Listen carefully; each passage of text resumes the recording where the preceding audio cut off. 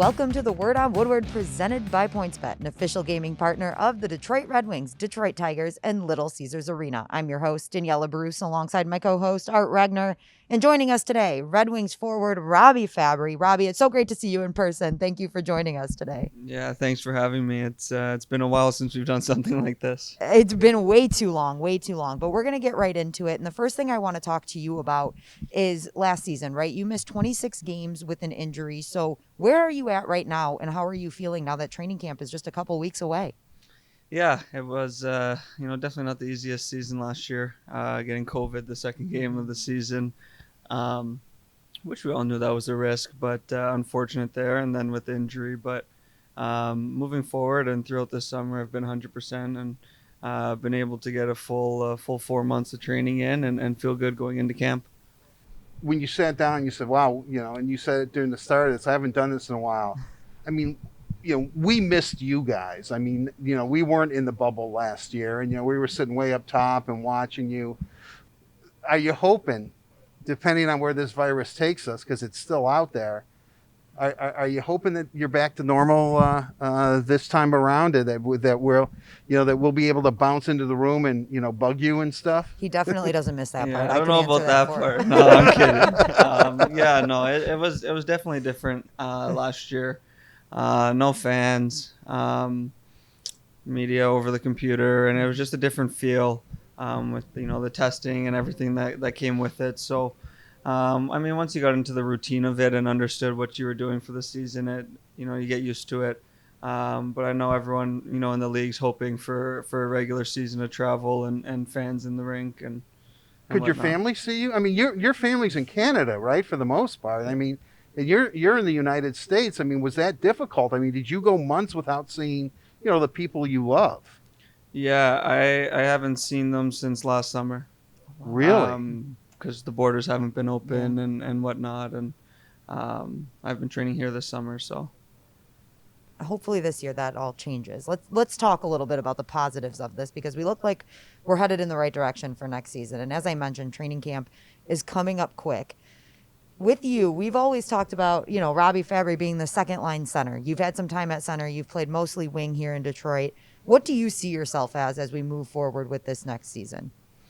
I've had the conversation with Blash multiple times, and I've always told him I feel comfortable, at any position wherever you want to put me, and that's one thing that I feel that helps out, that I can play both. But grew up playing center, my whole life, and that's where I feel probably more comfortable. I got some time as center last year and was good, and things get moved around, which doesn't bother me.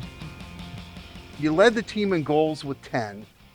You led in plus minus. You were tied at +3, and you led in game-winning goals in 5. And what's really interesting about that is that you led the team in even strength goals at 10. So you didn't score on the power play. But, and I'm not trying to be Mr. Negative here. I'm really not. But, those are impressive stats for somebody who played in 30 games. Do you feel that your game is finally starting to round into form? And is center maybe where you should be playing? I don't know if that affects it like that. Obviously, the plus minus was a little different than this previous season. So, but I think everyone was kind of in the same boat. There wasn't too many guys near what we were the year before, and I think that just comes from a good team game and getting better each and every game and doing what we can at practice, to kind of limit those types of things. And the previous season I felt good, coming over in a trade, and it was kind of my first season, playing regularly since my injuries, and took another big step last year. Unfortunate with COVID and the injury, but I'm looking to take another big leap this season coming up. Art briefly mentioned the power play, and let's just call it what it is. There weren't very many power play goals as a whole on the team last year. So when you look at some of the changes that were made, obviously Alex Tanguay is coming in as an assistant coach, and his main goal is to help you guys score, help create more offense and the power play. Are you looking forward to working with him, and have you thought about maybe what the power play might need? Yeah, it's no secret to anyone that we've struggled there, and we need to get better at it. And all of us know it individually that we need to come together and go in with a plan, and that's where Alex comes in. And I grew up watching him, and he knew how to score goals. So he's definitely someone that everyone's going to listen to. Spoke to him a few times, and I'm excited to get to work with him. What does make a good power play? What do you need to do, the Red Wings need to do to, go from 11% to 18%, let's say? I think it's just predictability. You need to know what everyone's going to do on the ice. You got to know what the plan is, and obviously it's never X's and O's, and you got to read and react a bit, but going in with a plan, from breakouts to end zone to when you hunt down pucks, you always got to have your outs and have your plays, and everyone's got to be on the same page. And once you're on the same page, that's when you're making those quick one-touch passes, and that's when guys get open for good looks. So obviously it's something to do with chemistry, right? You guys have to build that chemistry, which was hard last season. We talked about COVID, we talked about injuries. It was hard for everybody to get into that groove, and coming in this year, like I said, new faces, Alex Tanguay coming in, a few new players, including Pius Suter, which is going to be a little bit of a reunion, right? Guelph Storm reunion here in Detroit. You've got yourself, Tyler Bertuzzi, and now Pius Suter. Have you talked to him? Are you excited to have him back? And I know you three didn't play too much together in Guelph, but that could be exciting. Yeah, I texted him right away, and we were laughing. It's exciting, right? Yeah. We were together in Guelph with Smitty as well, and now we're gonna be together here. So it's funny how life's a full circle, and we're back on the same team at the next level. So he gets in soon. We're excited to have him in, and he'll be a good addition. Suter, you, Tyler, the Guelph Storm. Then we look and we see Hronek, and then Zadina, and now Jacob Vrana. The little Czech mafia, as we like to call them. Mafia. I mean, how good is that kind of chemistry where these guys are from the same country, brought up the same way how to play hockey? You guys were junior teammates. Does that translate to the NHL game? Can you learn? I mean, do you know Bert so well that if he goes this way, you have to put the puck that way? Or or is that just something that, over time, if you don't play with somebody, that chemistry is lost? I don't think I would remember too much about Suter from about 6, 7, 8 years ago. But a guy like Bert, where played with him in junior on the same line, and then some years apart, but playing together again.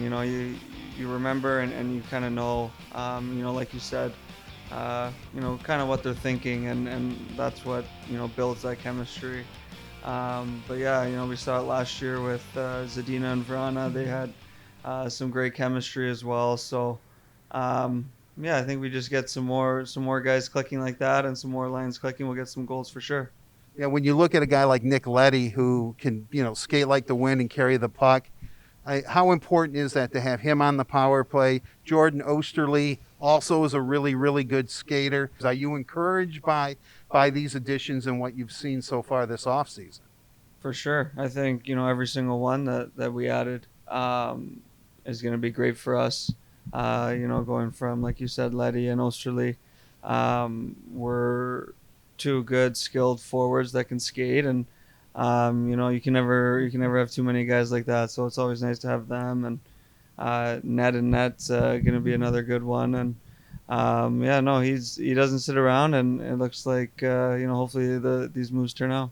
And we are really excited for training camp. Not only, of course, you guys are going to be back on the ice, but we're going to get to look at guys like Moritz Seider for the first time, Lucas Raymond, Jonathan Berggren's going to be here too. How much as a player are you looking forward to seeing these guys that everyone else is so excited about?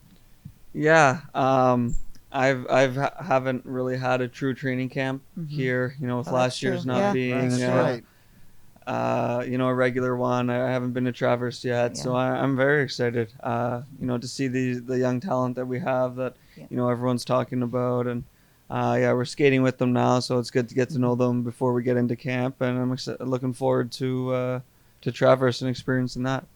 All right, Robby, I have to ask you about your personal life a little bit. So we talked about COVID. Obviously, it put a whole damper on the NHL season last year, but you are engaged, and I know that you guys have yet to get married and trying to plan a wedding through all of this. How involved have you been in the wedding planning? Are you involved at all? Yeah, yeah. laughs. She's Cass is taking the brunt of it, but no, I've been helping out a little bit here and there, but that's more her area. Okay. Now you're a dog owner, right? Oh, the dogs. Yes. Yeah, I now. Are they having a prominent role? I mean, are they the ring bearers, or have you planned out anything special, or will we see them come down the aisle? Whether, you know, I don't know if they're male or female, but in little mini tuxes or little mini dresses, or No, they won't be. They're a little too energetic to go down the aisle and do that. They'll just want to go up and say hi to everyone. But they'll be getting ready before the wedding with us for sure. your inspiration to play hockey, the inspiration of your life has been your brother Lenny. He's older than you. He played hockey.